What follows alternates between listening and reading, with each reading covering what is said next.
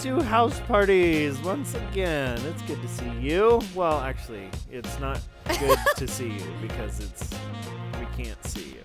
We're looking at a lens of a camera. And yeah, I'm Stetson, one of the leaders of CC Students. And I am Maddie, and I'm another leader. Yeah. Yep.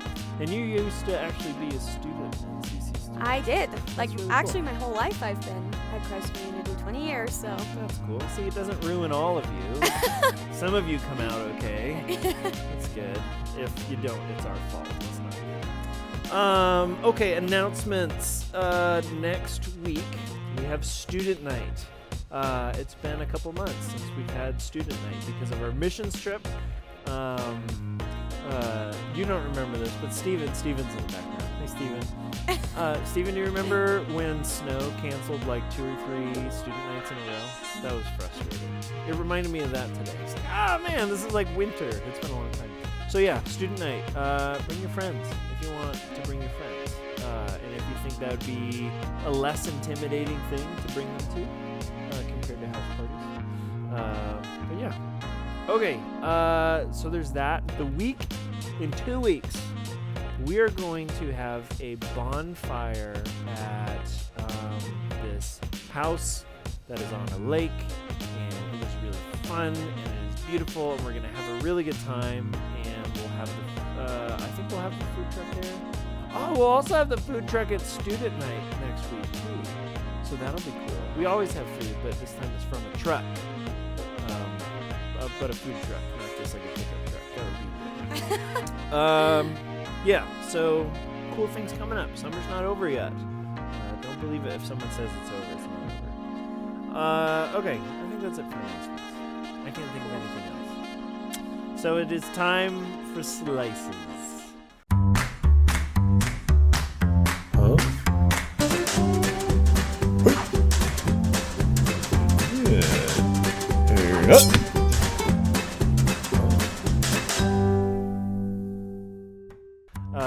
Maddie, do you want to go first, or should I go first?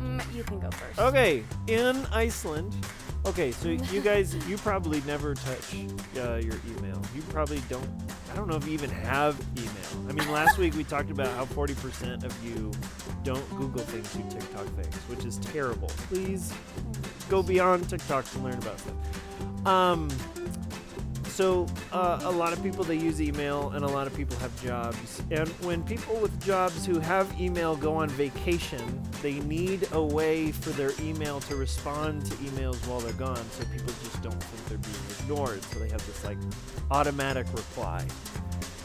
Iceland offers a version of this service where if you travel to Iceland, they they have a system for responding to your emails while you are gone.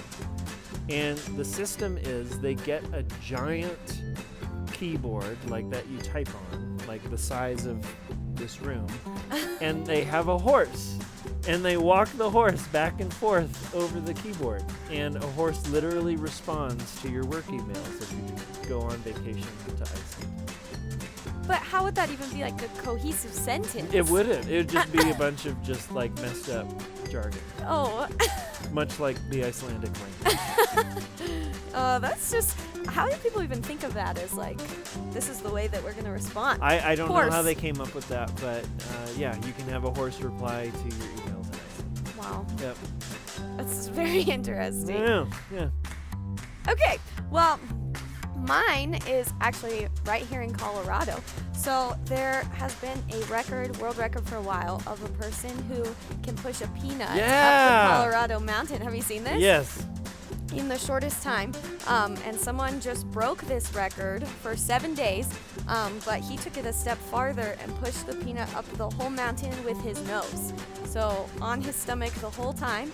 It was 7 days in total up the side of a mountain. He's a hobby.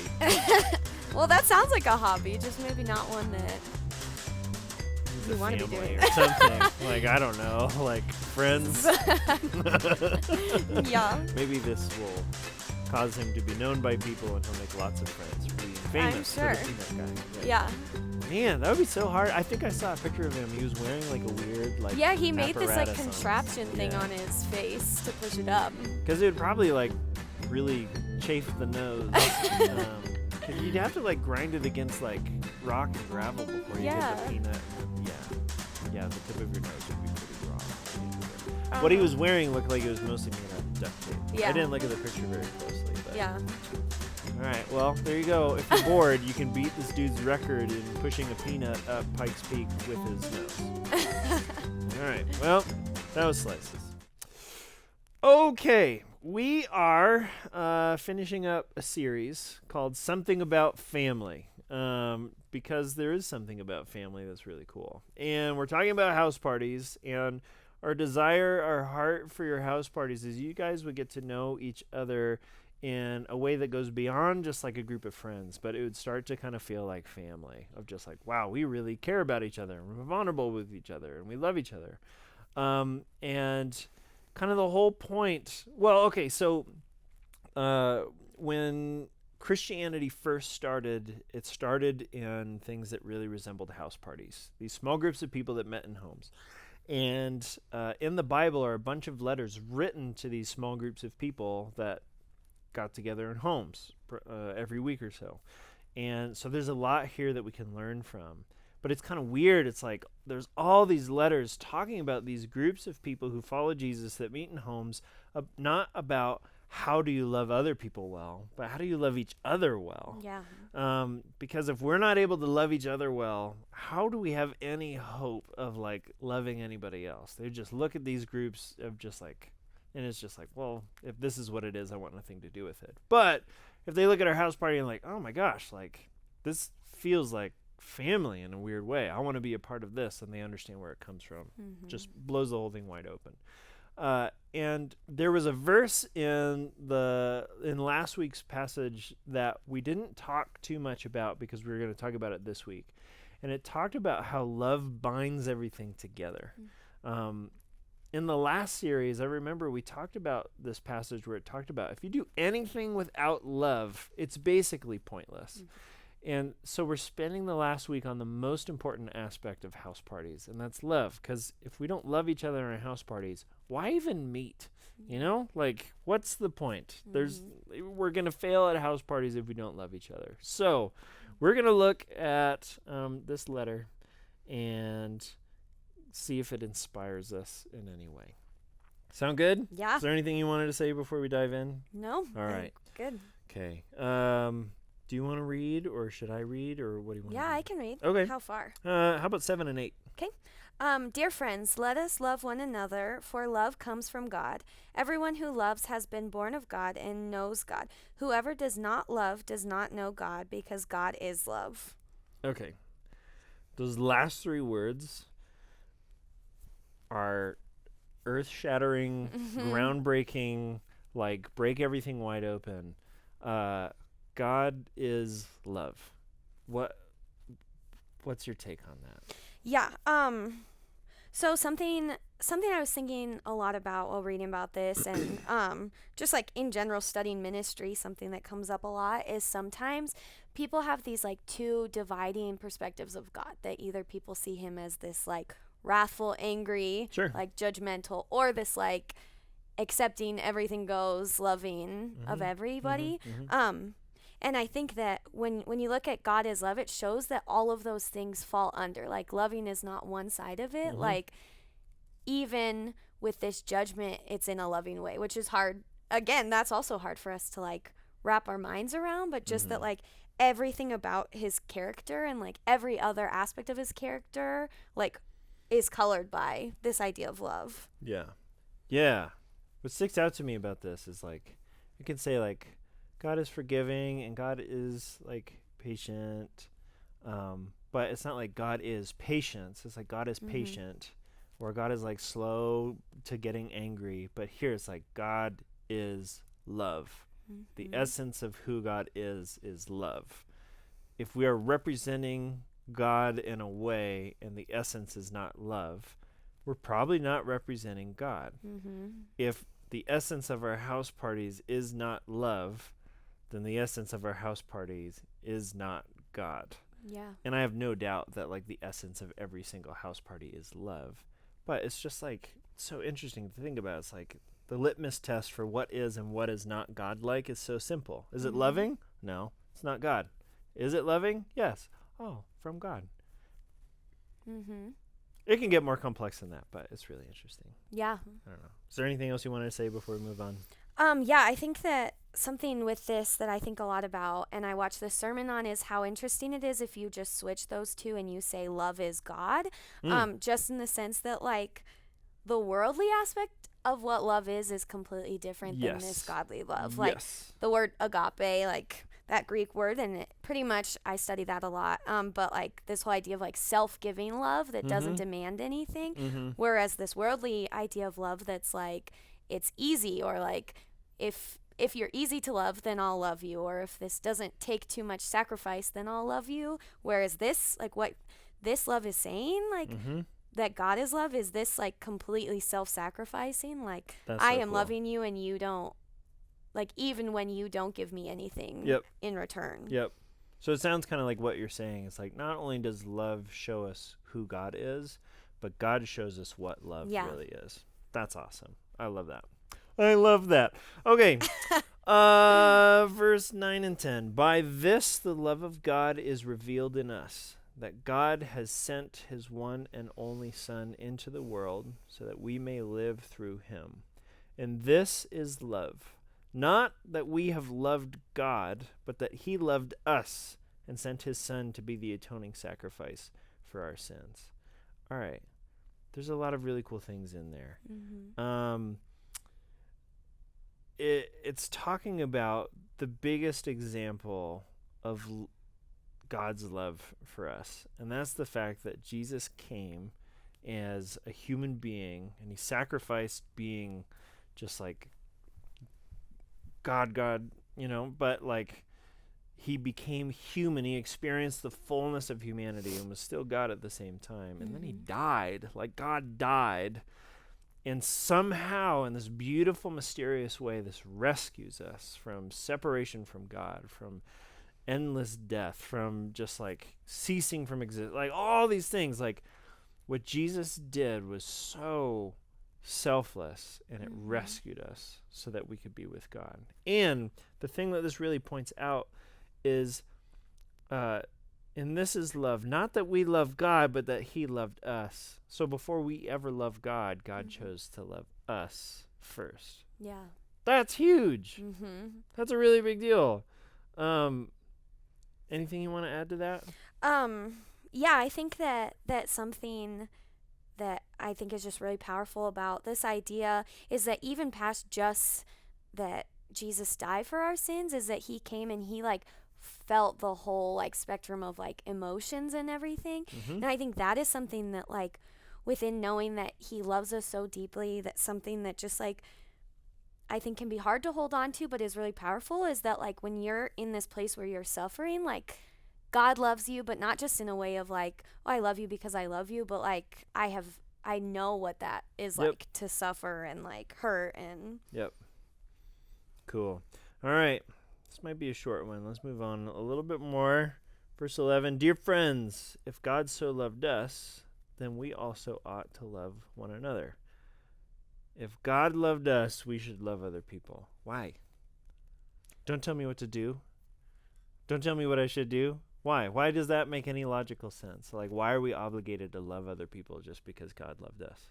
Yeah, well, I think that a big part of it is that, like you talked about last week too, like, all of us are made in this image of Christ. And so I think that, like, if we go back to this idea that if God is love and we are following him, how could we follow him and not outwardly want to love other people in the same way that he loves us? And it's in this sense that, like, we don't love other people to become worthy of God's love. Like, he loves us because of who he is, not because of who we are. But it just is like, it's this idea, I don't know, this is a big word if you've heard of it, but, like, sanctification, of this idea of, like, Jesus is working within your heart and creating you in this, like, to become more like Christ every day. And part of that is, like, this self-sacrificing love of not just, like, oh, I love everyone, but like genuinely, like in the way that Jesus loves us, that Mm-hmm. takes like sacrifice. Like it's Yeah. not easy to just love people like that. Yeah, for sure. I mean, when we really, really think about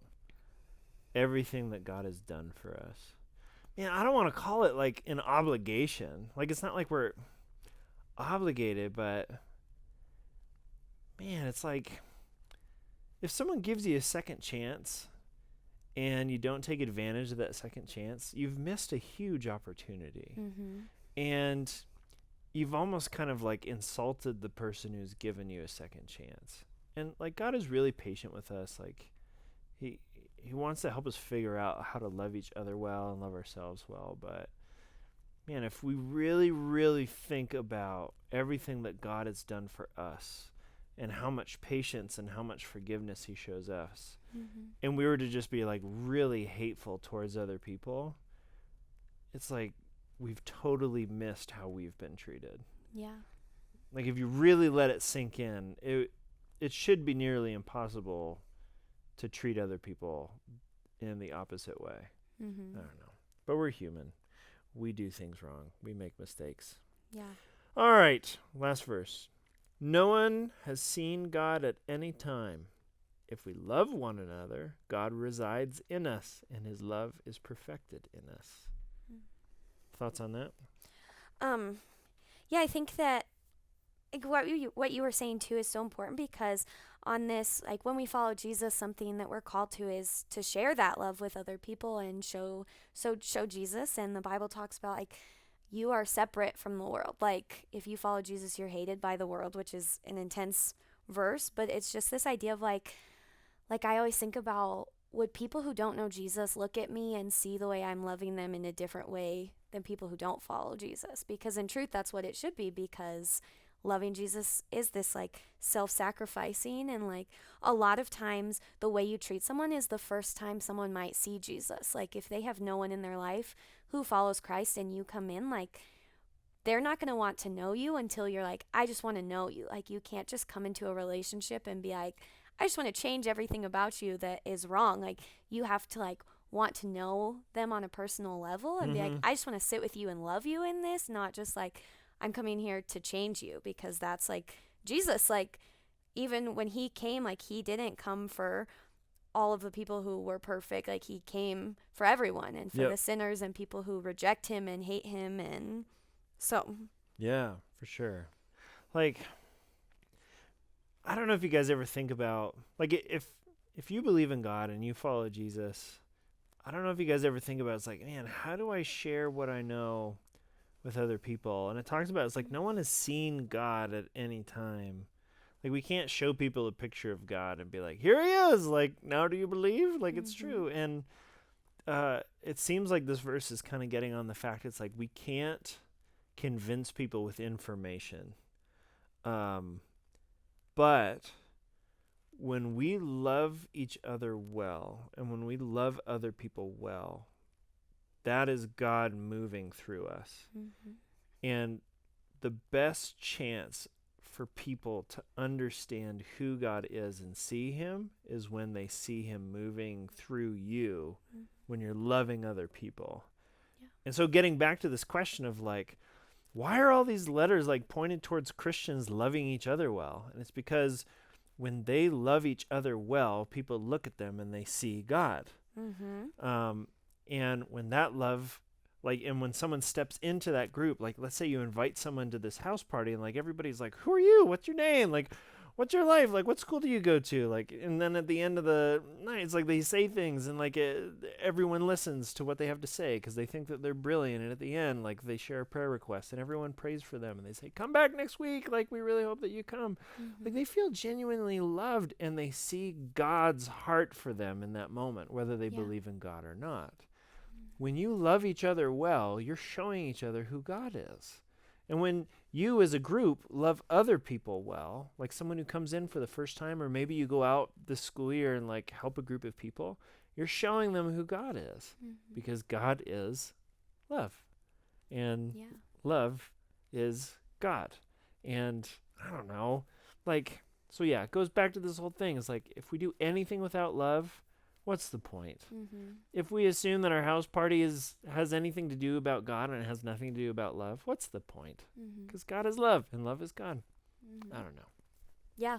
Yeah, and I think that something that I remember a lot, and this can be in any kind of relationship, like a Christian relationship with a friend or romantically or whatever it is, but like always thinking of this idea of like the triangle of like you have the two people at the bottom and then God at the top, and so the closer that you are pursuing God, the closer you get to each other too. And I just love that idea of like love is something you can constantly work on. Like all of us are imperfect and we do things that are not loving to other people.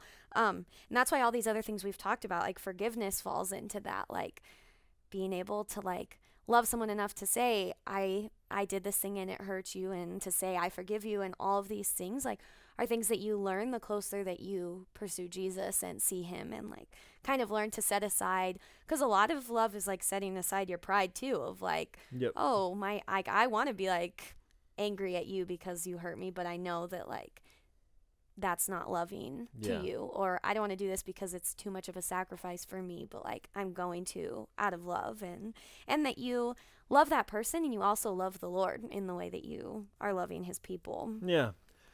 What if it was a very short and very wide triangle and you just stretched it out endlessly? I don't think that works. Yeah. That's true. Just giving you a hard time. All right, guys, we got to wrap this up. What you said was really, really good. I didn't mean to, yeah. All right, so it is now your turn to continue the conversation. You can talk about the geometry of triangles. You can talk about this passage. You can talk about your house party. You can talk about whatever you feel like you want to talk about. But talk. Love each other. You're amazing. I hope you have a fantastic night, and we will see you next week at Stream. Bye.